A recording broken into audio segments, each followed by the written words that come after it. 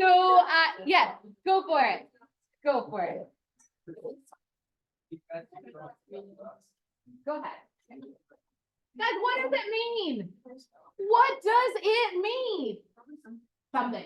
What does it mean? A good absorber of electromagnetic energy is a good radiator of electromagnetic energy.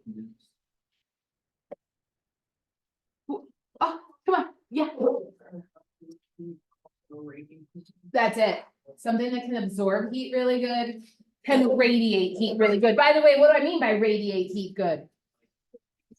Give it off. Good. You got it. In fact, that's what I would like you to put on the top of this page, please. So I do have official notes. Give me 1 second.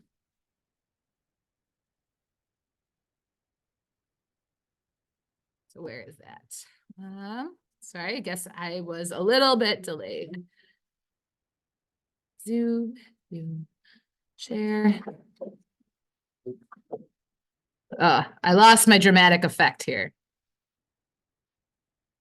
All right, a good absorber of electromagnetic energy is a good radiator of electromagnetic energy. What McKenna said made perfect sense. If it soaks in the energy good, it gives it off good. Here's how I defined it. If a material heats up quickly, it'll cool down quickly. What are some materials that heat up quickly and cool down quickly in your real life, you think? Metals heat up quickly, they cool down quickly. What are some other ones? Yeah. Blacktop. Blacktop heats up quickly, but it gives that heat off really quickly. The sand at a beach heats up quickly, cools down quickly. The pool deck that we keep giving as an example, it heats up quicker during the day, but it cools down quicker at night. It all has to do with specific heat. The less energy you have to give it to heat it up, the quicker it can get rid of that energy it required to heat up. So good absorber is a good radiator. Now, how is the Regents going to talk about it? They're going to use these stupid words at the top. A good absorber is a good radiator. I don't know why they can't just speak in normal everyday language. If it heats up quickly, it cools down quickly. Just know what it means. So we'll come back to those questions on page 16. Let's finish off this chapter today. Let's be done. So we're going to go over to page 17 right now. And we're going to be talking about terrestrial radiation. First of all, what the heck does terrestrial mean? Land. Is that what you just said? Yeah. What?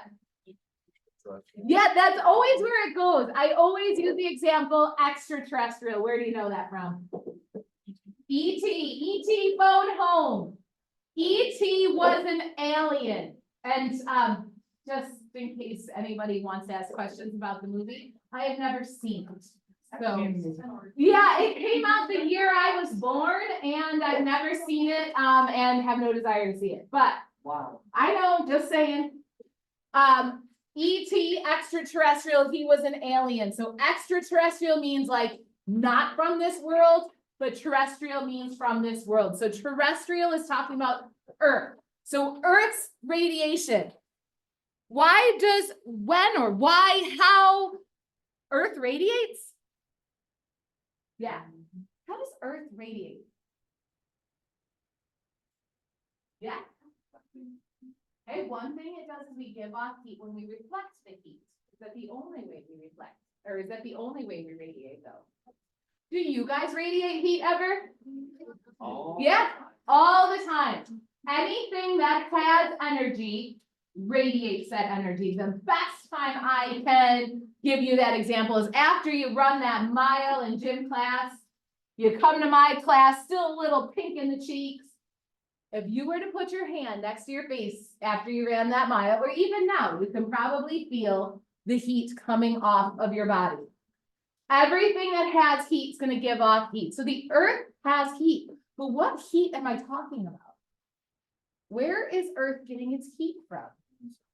The sun. Now, going back to what we did yesterday. Oops. So if you remember, we're getting energy from the sun. Now, I told you didn't have to memorize these numbers, and I'm still going with that. But the sun is shooting its energy down at us. Half of it doesn't even make it to us, so I'm not talking about that heat. Also, a little bit of the heat bounces off of Earth too. While that is still heat, that's still not what I'm talking about. I want to talk about the Earth itself getting warm, just like that blacktop. The sun's energy is coming down, and this 43%, some of it is the blacktop in a blacktop driveway or parking lot. That blacktop gets warm, but does it stay warm forever? Nope, it radiates its heat back out into space, and that's the type of stuff I'm talking about. So the energy that the Earth absorbs, but then gives back off at night when it's no longer sunny out. So terrestrial radiation is, of course I did it in this little yellow, red writing again, I'm sorry. Terrestrial radiation is radiation from Earth's surface. I'll turn the lights off, maybe that'll be easier to see. It is too small. It says radiation from Earth's surface.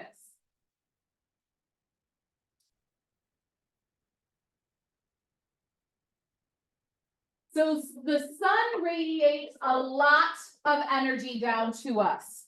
Remember, the entire electromagnetic spectrum is getting shot at us. But when Earth radiates, it's only radiating off the heat. We don't radiate out our own visible light. We don't radiate our own ultraviolet light. We're not getting sunburnt from the Earth. We only get sunburnt from the sky. We're not radiating microwaves or radio waves or X-rays. We're only radiating heat. Just like when you put your hands next to your face, you're only giving off heat. You're not giving off all the different wavelengths on the spectrum, only the heat one. Hopefully you remember that infrared is the heat one. So the next bullet says infrared is the long wave radiation emitted from Earth's surface and other terrestrial objects. Terrestrial radiation is the long wave radiation emitted from Earth's surface and other terrestrial objects.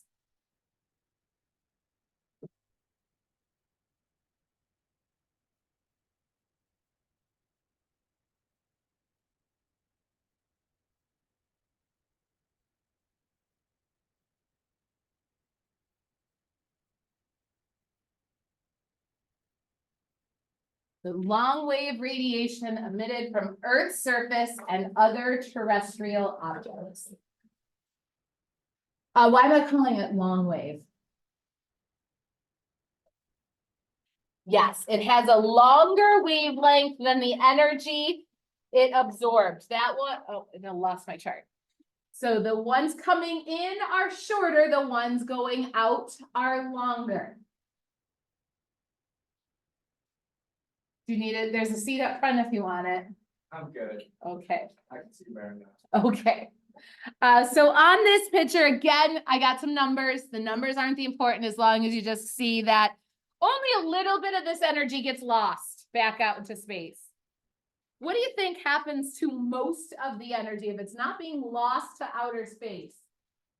Where's it going?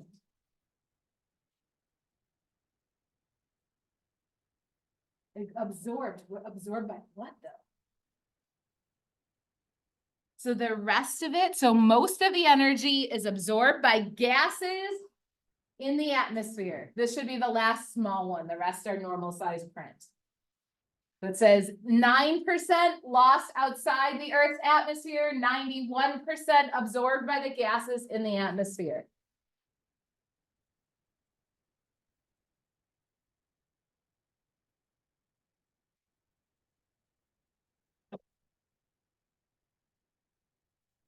And this, everyone, is called the greenhouse effect. Have you, what? You guys heard of the greenhouse effect before? Yeah.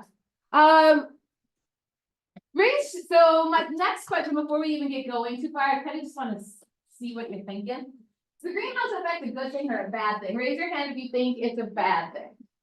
Bad. Okay, some of you just don't even know, and I heard it depends. Was that you, Alex? Yeah. Why does it depend? Trying to grow plants. Oh, okay, we're trying to grow plants, we need that greenhouse, okay? Yeah. You're right, I mean, not lying, but especially around here. Yeah, TJ, okay, depends, because it depends on what type of gas. The rest of you, raise your hand if you thought then it was a good thing. Oh. Honestly, I don't know option. And who has no idea? All right, well, good news. We're all about to learn who is right and who was wrong. Anybody know how a greenhouse works, like an actual greenhouse? Go ahead, Nick, go ahead, louder so I can hear you. It gets the heat from the outside, traps inside, so that when it's used, Yeah, so the greenhouse lets the heat, the light and the heat in, but it traps the heat inside, so the heat can't leave, giving plants a nice warm environment, even in a crappy place like here right now, where plants can thrive. Otherwise, we wouldn't have plants until a very later time in the year, and our growing period would be pretty darn short. Well, how does the greenhouse effect work in real? So this, by the way, is supposed to be a picture representing the real greenhouse effect. So we've got shorter waves coming in.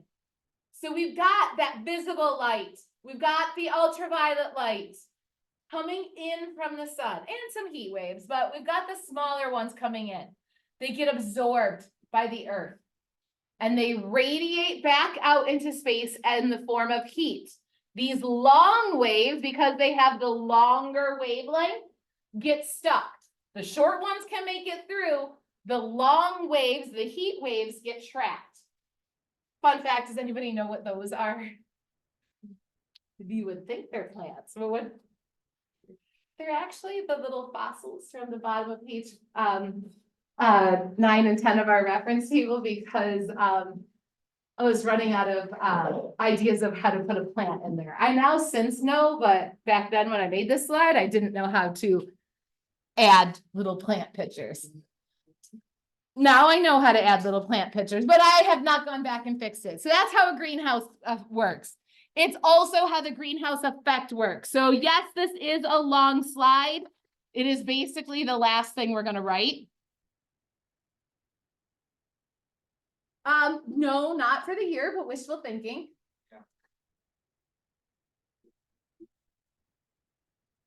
Okay, and let me specify. It's basically the last thing we're gonna write today, not the absolute last thing. Wow, dude.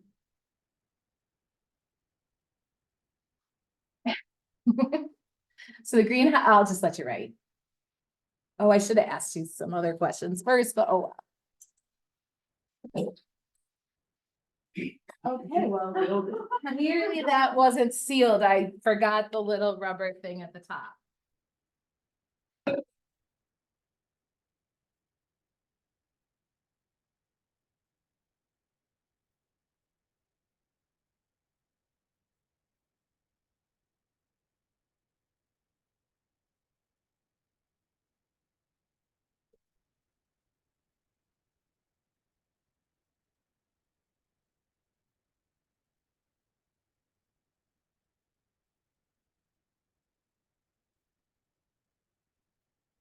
Oh. Sorry, TJ.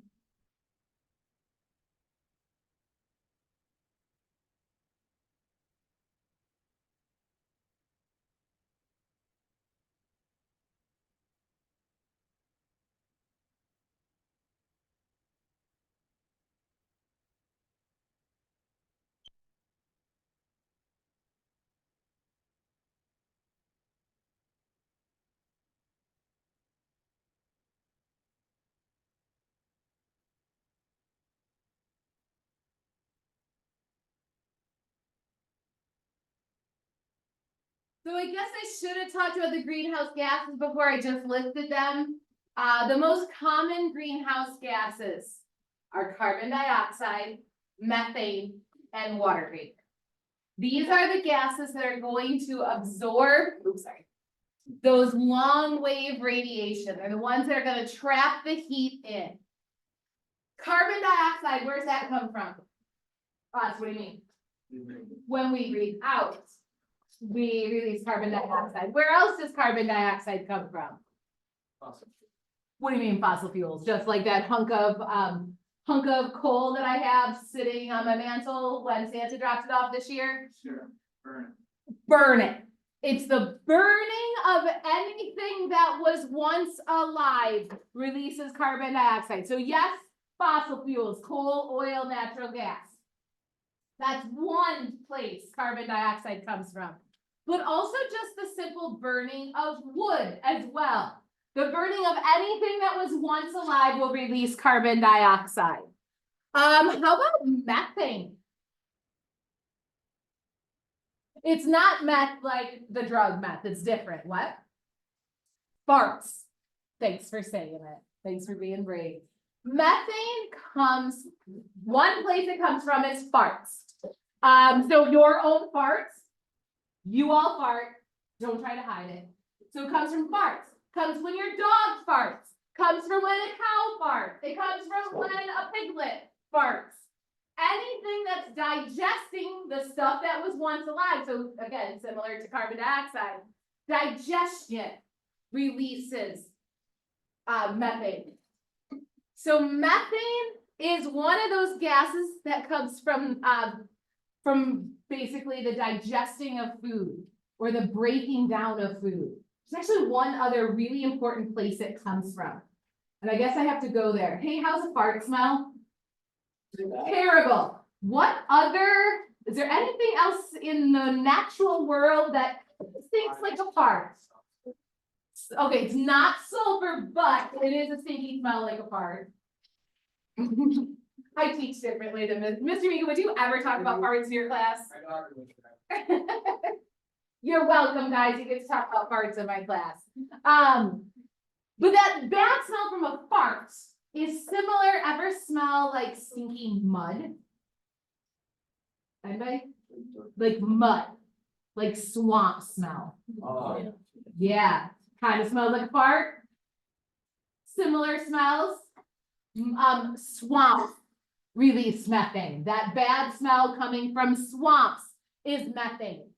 You guys know the garbage, what's that called, the dump, landfill, right? Is it called a landfill down 16 in Chafee? Have you ever looked at that when you drive by? What's one thing you notice on that, in that landfill when you drive by it? It might smell. I don't think I've ever noticed the smell. I notice it, but it's not every single time. Do you live around there? No, I don't. What I was getting at is, do you ever notice those little candy cane like pipes that come out of it? Okay, the landfill has little candy cane looking pipes. They're just white, they're not striped, but they're that shape. That is releasing methane from the landfill. Methane comes not only from digestion, but it comes from any time food or waste is broken down. So a swamp, there's a lot of rotting living things in a swamp, like rotting roots and plants and leaves and stuff. Same with the garbage stuff. There's a lot of rotting things in there. So it releases methane. So methane comes from a lot of sources, but in the end, humans have had a huge impact on releasing more methane. 1, we fart. 2, we eat animals that fart. 3, we create waste that then decomposes and releases methane. Let's see, what's one other one? So water vapor, how have we increased water vapor in the atmosphere? Well, we boil water, so we do use more water, but a big, huge place we have released water vapor is by having gardens and lawns. Maybe not so much around here because we don't have to water our lawns that much. But there are places, lots of places in the country that if they didn't water their lawns, Arizona, for example, if they don't water their lawns, they will die. The increase in watering plants, plants that we don't need to survive, like grass, has caused an increase in water vapor in the atmosphere. So the greenhouse effect, so far, we haven't decided if it's a good thing or a bad thing. Let me show you a video that might help you decide. I thought I had a slide of it, but give me a second, I have to find it.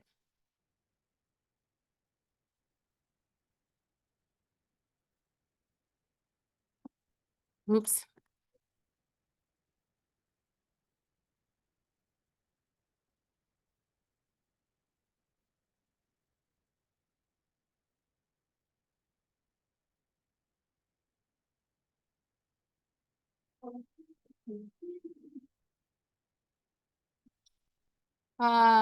Shoot.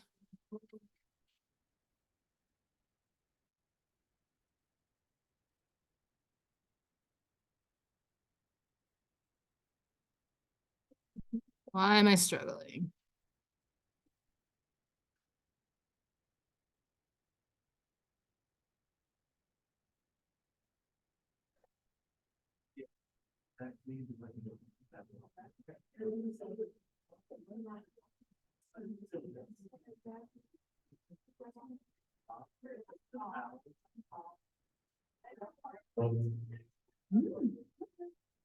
Oh, 1 second.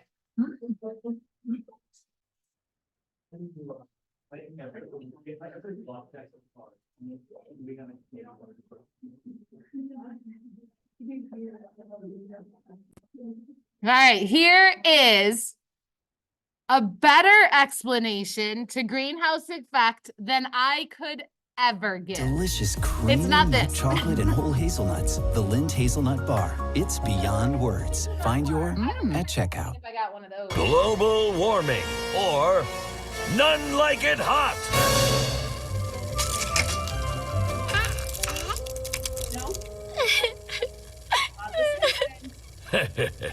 You're probably wondering why your ice cream went away. Well, Susie, the culprit isn't foreigners, it's global warming. Global Wapoo? Yeah. Meet Mr. Sunbeam. He comes all the way from the sun to visit Earth. Hello, Earth. Just popping in to brighten your day. La la la la la la la. And now I'll be on my way. Not so fast, Sunbeam. We're greenhouse gases. You ain't going nowhere. Oh! Ah! Oh! Ah! Oh! Oh, God, it hurts! Pretty soon, Earth is chock full of sunbeams. They're rotting corpses heating our atmosphere. How do we get rid of the greenhouse gases? Fortunately, our handsomest politicians came up with a cheap, last-minute way to combat global warming. Ever since 2063, we simply drop a giant ice cube into the ocean every now and then. Just like Daddy puts in his drink every morning. And then he gets mad. Of course, since the greenhouse gases are still building up, it takes more and more ice each time. Thus, solving the problem once and for all. But Once and for all!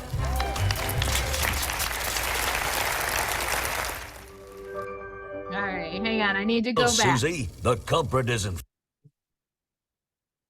Not the Simpsons. Our atmosphere. All right. I hit the wrong button. Okay. Fortunately, our handsomest politicians came up with a cheap, last-minute way to combat global warming. Rotting corpses heat. Okay, so I know it's a little out there, but I think it does a great job of kind of describing the greenhouse effect. We get the sunbeams coming in. They visit during the day. They warm our Earth, but then they try to leave at night. Why do they leave at night? The sun's up, right? We have turned so we're no longer facing the sun. The sunbeams try to leave at night, but greenhouse gases, well, apparently beat them up and let them rot in our atmosphere. Now, what would happen if the greenhouse gases didn't let them, or didn't beat them up and just let them pass? We'd be freezing. In fact, without the greenhouse effect, Earth would be too cold for humans to live on. The greenhouse effect causes Earth to be just the right temperature for us. So without greenhouse effect, we're goners. But what happens when too many rotting corpses or when too many greenhouse gases kill all the sunbeams and let them rot here? Then we heat up. In fact, we heat up too hot. So too much greenhouse effect would make it too hot to live here. In fact, this is proved by looking at other planets. Venus, whose atmosphere is filled with carbon dioxide, all the sunbeams get trapped on Venus, and Venus is too hot for humans to even visit. Mars, on the other hand, lets all the sunbeams leave because they don't have an atmosphere with any greenhouse gases. So Mars, which we have visited, is too cold, not humans, but we've said the Mars rover, is too cold for humans to live on. So we're doomed if we don't, and we're doomed if we do. But no, we have to have just the right amount of greenhouse effect for life on Earth to be possible. So that's where it leads to global warming. Now, a lot of people associate greenhouse effect equals global warming. Again, greenhouse effect itself is good. Too much greenhouse effect leads to global warming. So that's that part. Let's just finish this out and flip over to page 18. Heating our atmosphere. How do we get rid of the greenhouse gases? How do I make this stop? There we go. Sometimes I show my age. I am pretty old. We've established that. Oh, I lied when I said we were done with the red writing, just to make sure you understand the last two types of energy transfer that we learned about, like, what was that, last week at this point?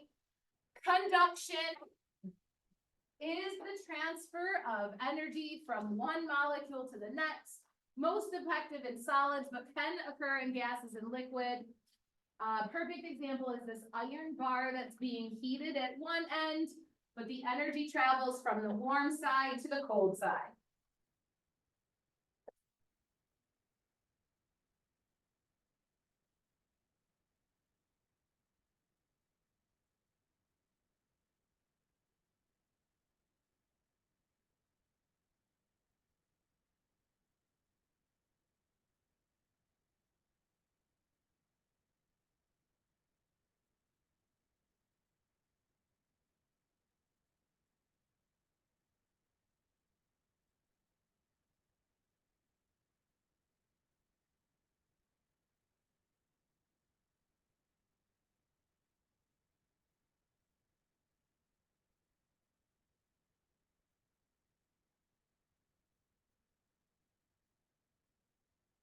And on the top of page 19, we have convection, which again, you should already know the gist of convection. Energy transfer caused by the difference in density occurs in fluids, liquid, or gases. Most dominant heat transfer in our atmosphere. And this is when warm air rises and cold air sinks.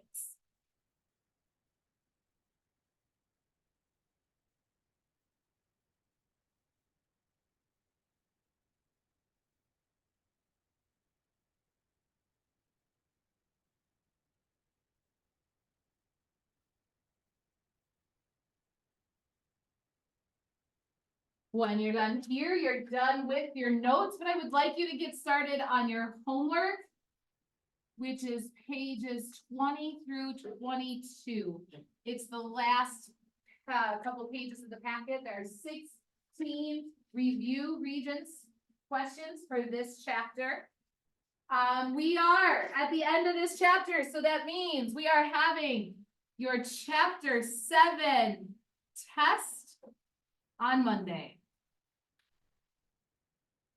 I know you don't like Monday tests, but if we don't do it on Monday and we did it on Tuesday, we'd have to start chapter 8 on Monday. We only have 37 days left after today, so we don't have time to stall.